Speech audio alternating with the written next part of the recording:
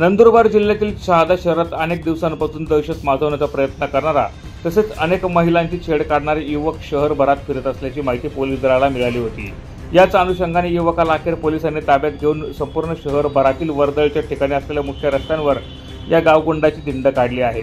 शहरात कायदा व सुव्यवस्था राखण्यासाठी या युवकाला कान धरून हात जोडून शहरातील रस्त्यांवर फिरवून शहराचं वातावरण खराब करण्याचा प्रयत्न करणाऱ्यांना पोलिसांनी सक्त चेतावणी दिली आहे। तसेच पोलिसांच्या या कार्यपद्धतीमुळे संपूर्ण जिल्हाभरात पोलिसांचं कौतुक होत आहे।